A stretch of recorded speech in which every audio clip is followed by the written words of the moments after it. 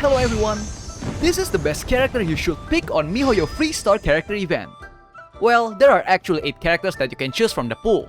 There is Xingqiu, Xiangling, Yunjin, Beidou, Ningguang, Chongyun, Xingyan, and Yanfei. But in this video, let's talk the best of the best out of these 8. The first one, Xingqiu. Well, it's no big surprise really. I mean, he is the most powerful Hydro support up to date. Let's talk about his most valuable kit, his Elemental Burst. His Elemental Burst, the Rain Cutter, dealt a massive amount of damage if hitting a single target. It can deal a total of 6,512.4% damage, which is absolutely insane. At Constellation 0 and level 9, his Elemental Burst will hit 37 swords within 15 waves, with each wave deal a rotating 2 and 3 swords, dealing a total of 3,426.2% damage. At Constellation 6 and Crown, it will hit 60 swords within 18 waves, with each wave dealing a rotating of 2, 3, and 5 swords, dealing a total of 6,523.4% damage. At Constellation 2, his Elemental Burst will also give a debuff to the target, reducing the target Hydro resistance by 15% for 4 seconds. However, he got a high energy cost for his Elemental Burst, which is 80 energies. But you can combat it by increasing his energy recharge to at least 200% and to top it out with Sacrificial Sword. With this setup, you can trigger his elemental skill twice, which will give you 5 Hydro Particle each. Thus, regenerate enough energies to use the Elemental Burst constantly. To add to his crazy kit, Xingqiu can also become a battery for our other character, while also giving you a 24% damage reduction using his elemental skill. What even more crazier, that he can also heal your current character for each of his Elemental Burst sword by 6% of each HP. Overall, a very solid and insanely powerful unit to be picked. Next one, Xiangling.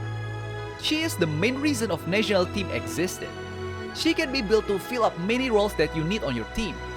Sub DPS? She can do it. DPS? Absolutely. Hyper carry? Say no more. She can be even built into a Pyro Enabler, support, and battery. That's how versatile she can be.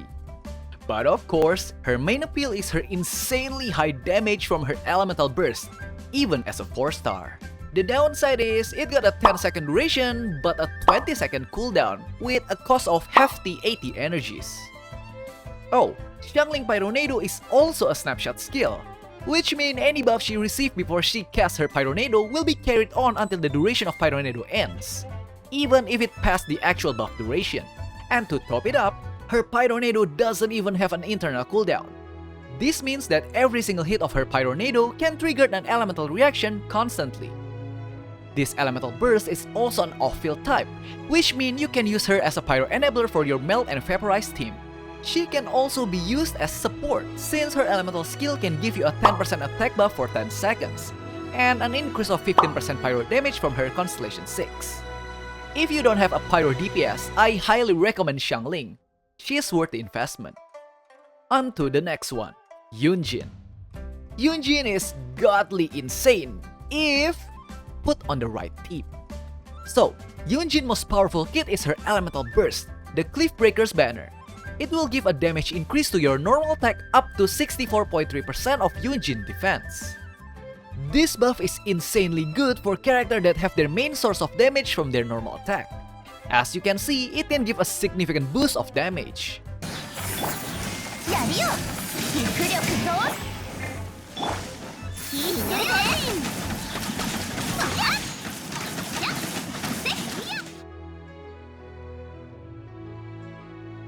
The crazier part is her Elemental Burst duration. It got a 12-second duration with 15 seconds cooldown, which effectively making her downtime only around 3 seconds. With this, you can constantly buffing your attacker. With her Constellation 2, she will increase your team normal attack damage by additional 15%.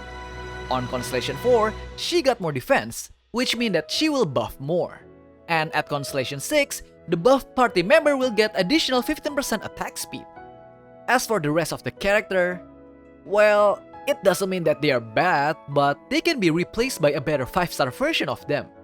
For example, Ningguang. Ningguang can deal a lot of damage, but she will be out DPS by Ito, who are basically have the same role with her but with better kit and stat.